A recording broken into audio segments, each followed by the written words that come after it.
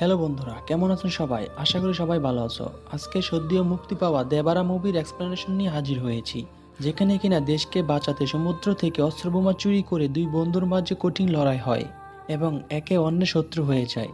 শুরুতেই আমরা কিছু পুলিশ অফিসারদেরকে দেখি, তারা সবাই মিলে একটি মিশনের ব্যাপারে কথা বলছে আর বলে আগামী মাসে আমাদের দেশে ক্রিকেট বিশ্বকাপের আয়োজন হবে, কিন্তু আমাদের এই আয়োজনের মধ্যে ব্যাঘাত ঘটাতে পারে ইয়াতি।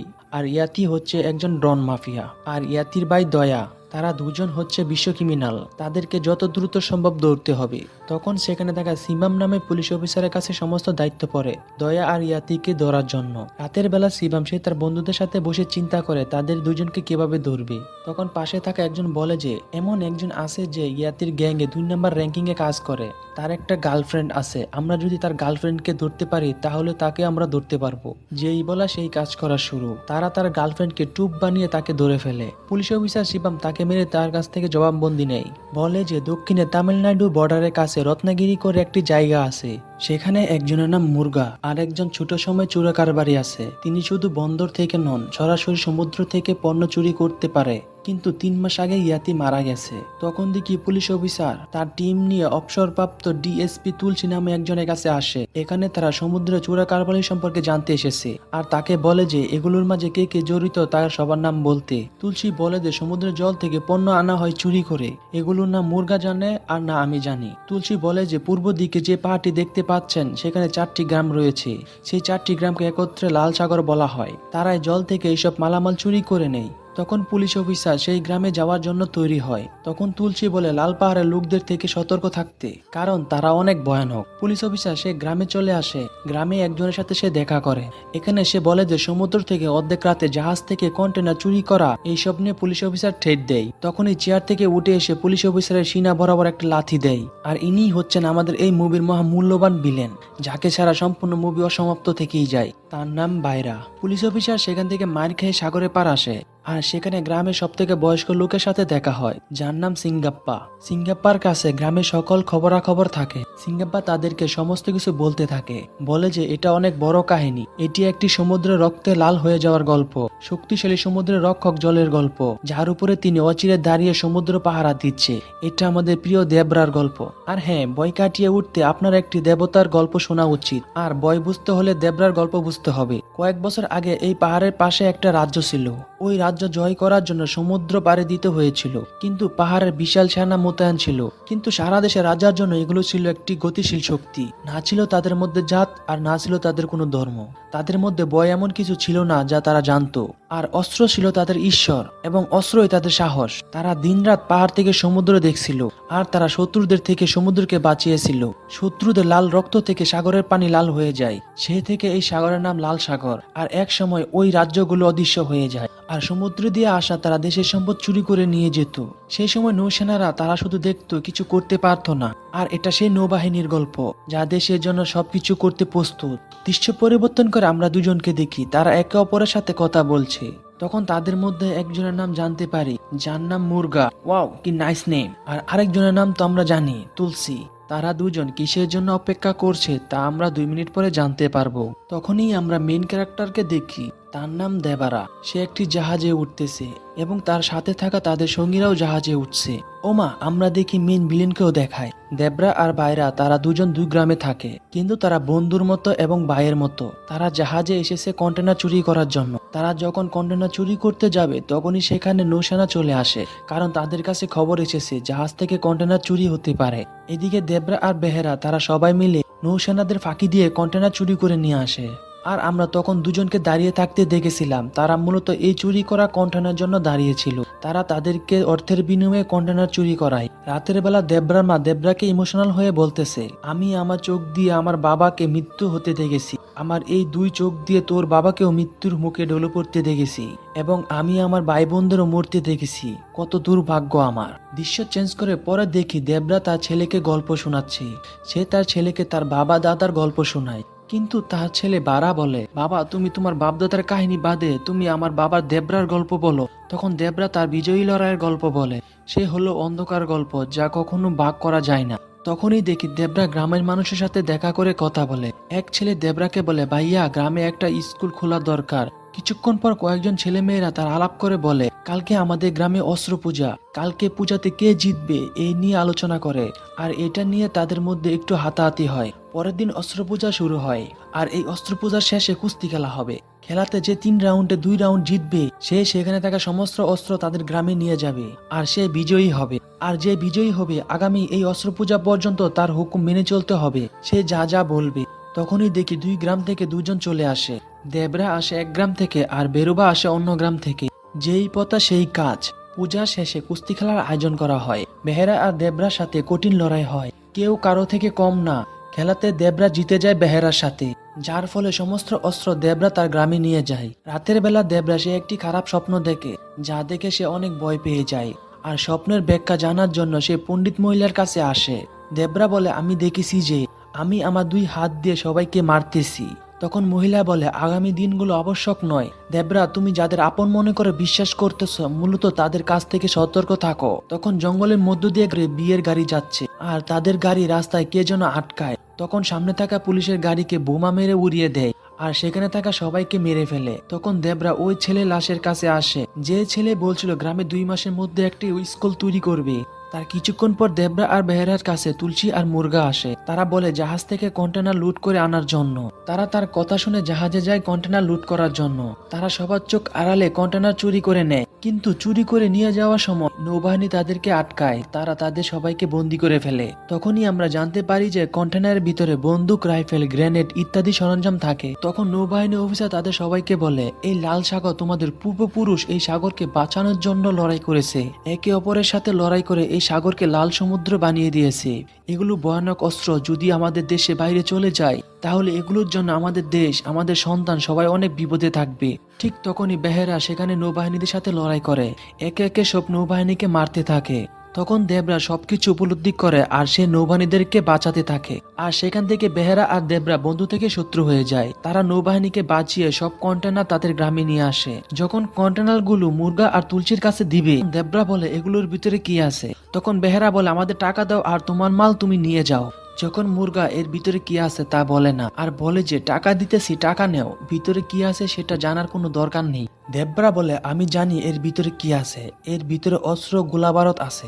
এগুলো দিয়ে দেশের ভালো ভালো ছাত্রছাত্রী এবং ভালো ভালো ছেলে মেয়েদের নষ্ট করা হয়, আর না জানি কত ছেলে মেয়েদেরকে মারা হয়েছে। দেবরা আরো বলে যে আমি বেঁচে থাকতে এগুলো এখান থেকে কোথাও নিয়ে যেতে দেব না। তখন দেবরা কন্টেনার গুলোকে পাহাড় থেকে সমুদ্রে ফেলে দেয়। আর আজ থেকে আমার আদেশ, এখন থেকে সমুদ্র থেকে কোনো কন্টেনার আনার জন্য কোনো অর্ডার নেওয়া হবে না। এরপর থেকে যদি সাগরের মাঝে কেউ যদি কোনো অর্ডার নেয় বা কোনো অন্যায় কাজ করে, দেবরা সেটা তার প্রতিহত করে, আর সেই সমুদ্রের রক্ষক হিসেবে কাজ করে। একদিন মুরগা আর তুলসী গ্রামে অর্ডার দেওয়ার জন্য আসতেছে, কিন্তু দেবরার ভয়ে তারা রাস্তা থেকে চলে যায়। মানে দেবরা পুরা সাগরের রক্ষাকর্তা, তার ভয়ে কেউ কোনো কিছু করতো না। তখন আমরা দেখি একটি মেয়ে সমুদ্রের দিকে যাচ্ছে, মূলত মরার জন্য যাচ্ছে। আর হ্যাঁ, মেয়েটি চোখে দেখে না। মেয়েটির নাম পদ্মা। পদ্মাকে সমুদ্র থেকে বাঁচিয়ে বেহেরা তার বাসায় নিয়ে আসে। আর পদ্মা তার ভাই রায়াপ্পাকে বলে, ভাইয়া আমি আর তোমার বোঝা হয়ে থাকতে চাই না, তাই আমি সমুদ্রে গিয়েছিলাম মরার জন্য।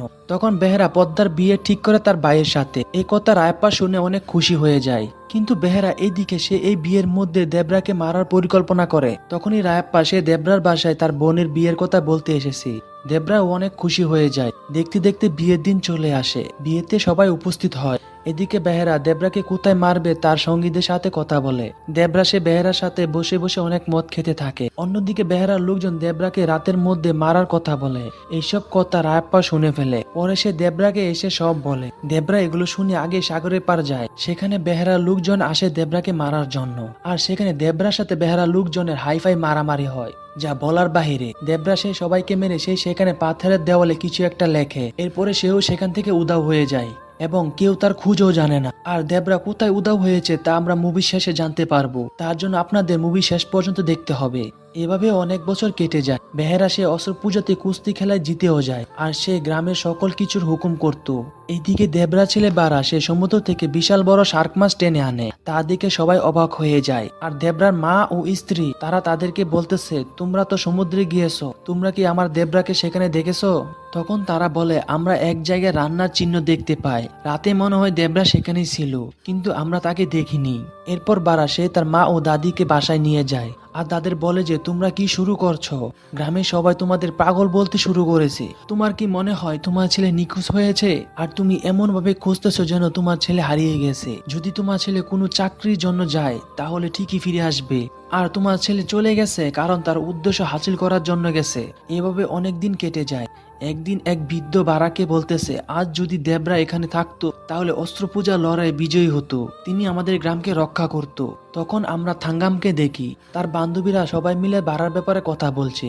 বলে যে বারা সে একটি ষাঁড়কে মেরে সাগর থেকে টেনে নিয়ে আসে একা একা। থাঙ্গাম এই কথা শুনে অনেক অবাক হয় এবং খুশিও হয়। তখন বারা রায়াপ্পার কাছে আসে। বারা রায়াপ্পাকে বলে, সামনে অস্ত্র পূজা আসতেছে, সেই সম্পর্কে কিছু কথা বলার জন্য এসেছি। অস্ত্র পূজা কথা শুনে রায়াপ্পা কিছুটা অবাক হয়ে যায়। রায়াপ্পা বলে, তুমি কি সেই খেলায় লড়বা নাকি? বারা বলে, আমি বেহেরার কাছে গিয়ে আকুতি মিনতি করে লড়াই ছাড়া আমাদের অস্ত্র পূজার অস্ত্রগুলো দিয়ে দিতে বলবো। আর আমি তোমার কাছে এসেছি কারণ একলা যেতে একটু ভয় পাই, যদি তুমি আমার সাথে যাও তাহলে একটু সাহস পাবো। পরে রায়াপ্পা সে বারাককে নিয়ে বেহেরার কাছে চলে আসে। বেহেরা সাপ সাপ জানিয়ে দেয়, অস্ত্র পূজা নিতে হলে বীর পুরুষের মতো লড়াই করে নিতে হবে। বেহেরা বলে, তোর বাপের মতো বীর পুরুষ হয়ে ময়দানে আসিস, তাহলে নিতে পারবি। পরের দিন অস্ত্র পূজা শুরু হয়। পূজার মাঝে বারা সবার সামনে যুদ্ধের খেলার কথা বলে যে সে সবার সাথে লড়াই করবে। বারা সে পানির সাথে ঘুমের ওষুধ মিশিয়ে সে লড়াই জিতে যায় আর অস্ত্র পূজা তাদের গ্রামে নিয়ে যায়। কিন্তু সকালে সারা গ্রামের মানুষ জানতে পেরে যায় যে বারা ঘুমের ওষুধ মিশিয়ে চিটিং করে জিতেছে। বেহেরাও এই বিষয়ে নিয়ে চিন্তা করতেছে। তখন সেখানে রায়াপ্পা আসে। বেহেরা সে বলে, দেখলি তো রায়াপ্পা, সে আমাদের সবাইকে ঘুমের ওষুধ দিয়ে সে খেলা জিতে গেছে। রায়াপ্পা বলে, ঠিক, সে চিটিং করে জিতেছে, কিন্তু কাল রাতে আমি তার চোখে প্রতিশ্রুতির আগুন দেখেছিলাম। রায়াপ্পা বলে, পাহাড়ে আরেকটি দেবরা তৈরি করা তোমার জন্য কি উপকার হবে না? এদিকে থাঙ্গাম সে তার বান্ধবীদের নিয়ে নদীর পাড়ে বসে গল্প করছে, আর অন্যদিকে বেহেরা সে তার লোকজন নিয়ে অস্ত্র হাতিয়ারগুলো ধার দিতেছে। তখনই তার গ্রুপের একজন বেহেরার কাছে আসে আর তাকে বলে, আমি তোমার এই কাজ করব না, আমি শহরে গিয়ে চাকরি করব। এই বলে সে চলে আসে। তখনই বেহেরার লোকজন তাকে মেরে ফেলে। ঠিক তখনই সেখানে মুরগা আর তুলসী আসে। বেহেরা তাদের বলে, আমাদের সমুদ্রের মাঝে যাওয়ার সময় এসেছে। কিন্তু মুরগা সে দেবরার ভয়ে এখনো ভয়ে কাজ দেয় না, বলে আগে দেবরাকে হত্যা করো তারপর। আর দেবরা যতদিন জীবিত থাকবে ততদিন সমুদ্র থেকে কোনো কিছু আনতে পারবে না। একদিন দেবরার মা অসুস্থ হয়ে যায়, কিন্তু বেহেরা সে দেবরার ঘর দিনরাত পাহারা দিত, কারণ দেবরার মা অসুস্থ এই কথা দেবরা শুনে ঠিকই তার মার সাথে দেখা করতে ঠিকই আসবে। রাতের বেলা দেবরা ঘরে চলে আসে সবার চোখ ফাঁকি দিয়ে। সে তার মায়ের সাথে কথা বলে। তখনই বেহেরা সে বাহির থেকে সবকিছু শুনে ফেলে। এইসব শুনে ঘরে গিয়ে দেবরাকে না পেয়ে তাকে খুঁজতে থাকে এবং তাকে জঙ্গলে দেখতে পেয়ে দৌড়াতে থাকে। দেবরা দৌড়াতে দৌড়াতে এক পর্যায়ে সবার চোখ ফাঁকি দিয়ে অদৃশ্য হয়ে যায়। সকালে দেবরা ছেলে বারা সে সব কথা শুনে তার মাকে বলে, মা, বাবা যদি আমাদের জন্য আসতো তাহলে আমাদের সাথে দেখা করতো, এসেছে তো শুধু দাদির জন্য। পরের দিশে মুরগা আর তুলসী আসে বেহেরার সাথে দেখা করতে। তারা বলে, আগামী সপ্তাহে এই সমুদ্র দিয়ে পার হবে আমাদের মাল, তুমি আর তোমার সৈন্যরা এই জন্য প্রস্তুত তো বেহেরা, আগামী শনিবারের জন্য? পরে আমরা দেখি বেহেরা সে হাতে ব্যান্ডেজ অবস্থায়। তখন তাদের মধ্যে বেহেরা ছেলে এবং আরেকজন দুজন মিলে বেহেরাকে বলে, এইবার দেবরা আমাদের হাত থেকে বাঁচবে না, আর বলে এইবার দেবরাকে মারতে হলে আমাদের আর তোমাকে লাগবে না, আমরা এই গুলির মাধ্যমে দূর থেকে তাকে মেরে ফেলতে পারবো। এদিকে দেখি বারার বোন দৌড়ে বাসায় এসে বলে, আমি মেহেদি আনার জন্য জঙ্গলে গিয়েছিলাম, সেখান থেকে আসার সময় বেহেরার লোকজন আমাকে ডিস্টার্ব করে। এই কথা বারা শুনে রাতের বেলা তাদেরকে কিছুটা ধুলাই করে। কিন্তু সকালে সিঙ্গাপা বাহারাকে বলে যে কাল রাতে তুমি যাদেরকে মেরেছো তাদের মধ্যে একজন মারা গেছে, আর তুমি বেহেরার লোকদেরকে মেরেছো বলে তুমি হচ্ছে দেবরার রক্ত, তুমি যদি নেতৃত্ব দাও তাহলে আমরা তাদের সাথে লড়াই করতে প্রস্তুত আছি। তখন বারা সবাইকে শান্ত থাকতে বলে আর বলে, আমি বেহেরার কাছে সমস্ত ঘটনা খুলে বলবো। তখন বারা বেহেরার কাছে চলে আসে আর বলে, ওরা আমার বোনকে ডিস্টার্ব করেছিল, তাই আমি তাদেরকে মেরেছি, কিন্তু তাদেরকে মেরে ফেলিনি। বেহেরা বলে, তুমি তাদেরকে মেরেছো, এর শাস্তি তো নিশ্চিত হবে। এর থেকে মাফ পাওয়ার একটা উপায় আছে, সেটা হলো তোমাকে সমুদ্র থেকে আমার লোকের সাথে মিলে জাহাজ থেকে মাল চুরি করে আনতে হবে, আর তোর বাবা দেবরার সাথে সামনাসামনি লড়াই করে জাহাজ থেকে মাল চুরি করে আনতে হবে, তাহলে তোকে মাফ করে দেবো, এছাড়া মাফ করবো না। এরপর বারা সমুদ্রের পাশে বসে চিন্তা করে। তখন আমরা জানতে পারি যে বেহেরা সেই রাতে তার লোকদেরকে মেরে ফেলেছে বারা মারার পর, যাতে করে বারাকে সমুদ্রে পাঠাতে পারে। তারপর তারা সবাই মিলে সমুদ্রে যায় মাল চুরি করে আনার জন্য। তারা কন্টেনারগুলো চুরি করে এবং এগুলো আনার পথে হঠাৎ তাদের মনে হয় দেবরা চলে এসেছে। তখন তারা পানিতে গুলি ছুটতে থাকে আর তারা দেখে এটা দেবরা না, এটা হাঙর মাছ। ঠিক তখনই তাদের নৌকার আগুন লেগে যায়। তারা তাদের জীবন বাঁচাতে পানিতে লাফ দেয়। তখনই তাদেরকে পানির নিচে একে একে মারতে থাকে। এইদিকে বারার মা সিঙ্গাব্বার কাছে আসে, তাকে বলে যে বারা সে বেহারা লোকদের সাথে সমুদ্রে গিয়েছে মাল চুরি করার জন্য, কিন্তু সেখানে যদি দেবরার সাথে তার ছেলে দেখা হয় তাহলে দেবরা তাকে মেরে ফেলবে, আপনি কিছু একটা করেন সিঙ্গাপ্পা। আর এদিকে দেবরা সে সমুদ্রে থাকা সবাইকে মারতে থাকে। সিঙ্গাপ্পা বলে তোমার জামাই দেবরা অনেক আগেই মারা গেছে, আর সেই দিন তোমার ঘরে দেবরা আসেনি, বরং বারা সে দেবরা সেজে এসেছিল। তোমাদের মনে হয় সমুদ্র দেবরা রক্ষা করতেছে, কিন্তু না, সমুদ্রকে বারা রক্ষা করতেছে। আর সবাই মনে করে দেবরা বেঁচে আছে, সেই সমুদ্রকে রক্ষা করতেছে। এতক্ষণে আমার মনে হয় সমুদ্রে থাকা সবাইকে তোমার ছেলে দানবের মতো শিকার করতেছে। বারা সে সবাইকে মেরে নৌকা করে সমুদ্রের তীরে নিয়ে আসে। সেখানে বারা সিঙ্গাপ্পাকে একটি ছুরি দিয়ে বলে তার পিঠে আঘাত করতে, যেভাবে সে সবাইকে করেছে। কিন্তু সিঙ্গাপ্পা তা করে না, যার ফলে বারা সে নিজেই নিজের পিঠে আঘাত করে, যাতে কেউ বুঝতে না পারে যে নৌকা থাকা সবাইকে সে মেরেছে, যাতে সবাই বুঝে যে দেবরা সবাইকে মেরে ফেলেছে। অবশেষে আমরা দেখতে পাই দেবরা আসলে নিজের বুকে নিজের ছেলের হাতে মারা যায়, কাউকে যাতে না বলে যে সে মারা গেছে, যাতে সবাইকে বলে যে সে সমুদ্রে চলে গেছে সমুদ্রকে রক্ষা করার জন্য।